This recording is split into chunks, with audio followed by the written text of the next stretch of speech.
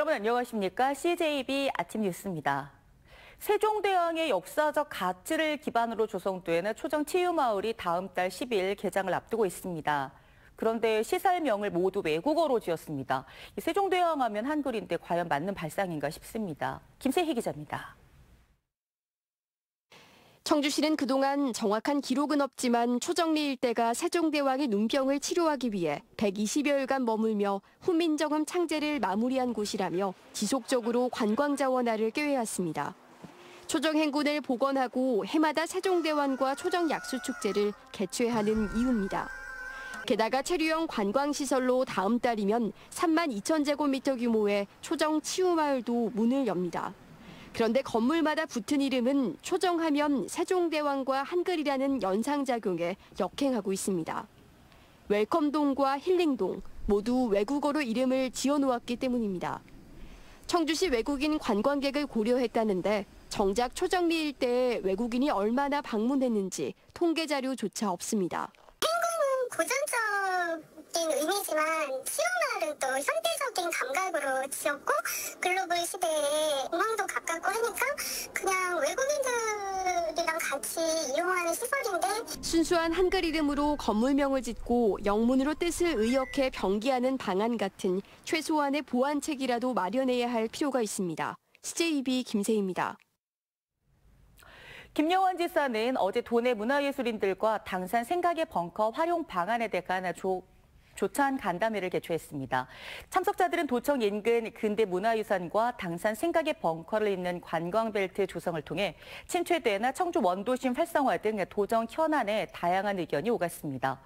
이번 간담회에는 김 지사와 김경식 충북예총회장 등 도내 문화예술계 인사들이 대거 참석해 당산 생각의 벙커 활용에 대한 높은 관심을 드러냈습니다.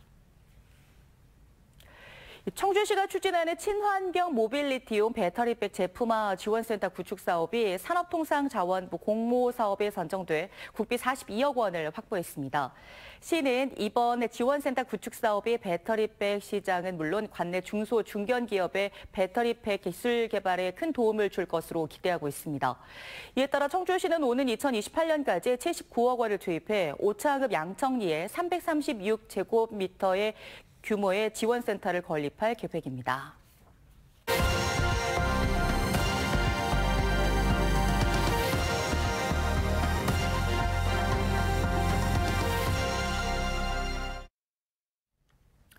제법 선선해진 날씨에 벼가 익어가며 황금 들판을 이뤄가야 할 가을인데요. 이렇게 수확의 기쁨을 누려야 할 계절에 정작 농민들은 오히려 근심이 가득입니다.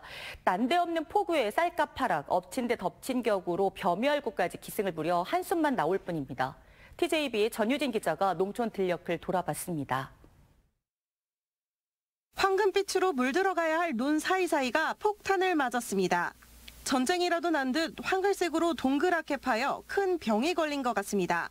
하늘은 높아지고 벼들은 고개를 숙이는 수확의 계절에 벼멸구가 덮친 겁니다. 벼 줄기 즙액을 빨아먹는 벼멸구는 지난 여름 중국에서 기류를 타고 한국으로 들어와 빠르게 퍼져나가고 있습니다. 멀쩡한 벼에 이렇게 벼멸구가 붙으면 황갈색으로 물들어 시들어버립니다. 지금까지 충남에 파악된 면적만 약 1,600헥타르. 폭염이 오랫동안 이어지며 벼멸구의 번식 주기가 빨라져 유난히 피해가 심한 것으로 추정됩니다. 수확 14일 전에는 농약을 살포하기 어려워 현재로서 할 수 있는 것은 확산을 막기 위한 조기 수확뿐입니다. 수확이 늦어지면 벼멸구가 전체적으로 흡집을 지속적으로 하기 때문에 농가들은 감소량을 감당을 하면서도 조기 수확을 해서 조금이나마 수확량을 늘리고자 하는. 최근 내린 폭우로 수에 빠져 입으면서 풍년을 기대하긴 힘든 상황.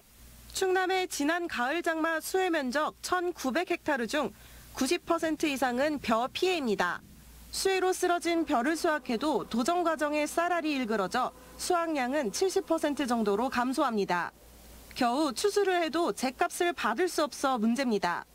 지난해 9월 15일 기준 80kg 쌀 한 가마니는 20만 원이 넘었지만 올해는 17만 5천 원에도 미치지 못합니다.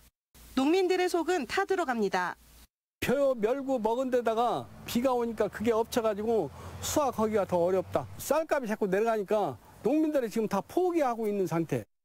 앞으로 이상기후가 늘고 병충해도 많이 발생할 것으로 예상되면서 농민들은 이 시름이 더 커질까 우려하고 있습니다. TJB 전유진입니다.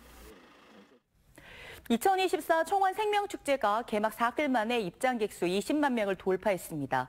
청주시에 따르면 개막 첫날 예상보다 많은 5만 명의 시민들이 축제장을 찾았고 개막 4일간 입장객 수도 지난해 같은 기간보다 8.7% 증가한 것으로 나타났습니다. 이에 따라 다음 달 6일까지 진행하는 이번 축제의 참가 인원은 65만 명을 넘을 것으로 예상됩니다. 축제 관계자들은 올해는 100여 농가가 참여하는 전국 최대 규모의 농특산물 직거래 장터와 먹거리존, 120여 가지의 체험과 공연 프로그램이 관광객들의 관심을 끌었다고 밝혔습니다. 충북문화재단의 구석구석 문화배달 사업의 일환인 실경 공연이 단양 다누리 아쿠아리움 상상의 거리에서 선보였습니다.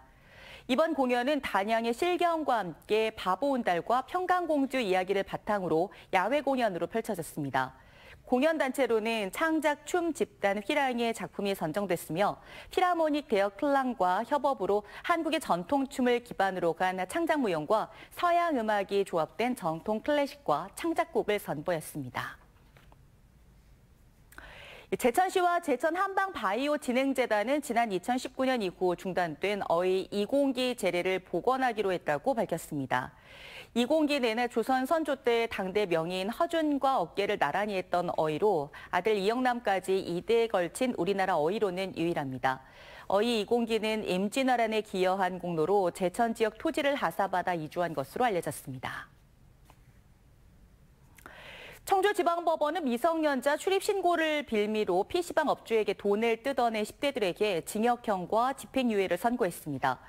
10대인 A군 등 4명은 지난 4월 청주시 율량동의 한 성인 PC방에서 사행성 게임을 한 뒤 자신들은 미성년자라며 환불을 해주지 않으면 신고하겠다고 업주를 협박해 수십만 원을 가로챈 혐의로 재판에 넘겨졌습니다. 재판부는 범행 내용과 경위에 비춰 죄질이 좋지 않고 피해자로부터 용서받지도 못했다며 이같이 판시했습니다. CJB 아침 종합 뉴스를 마칩니다. 고맙습니다.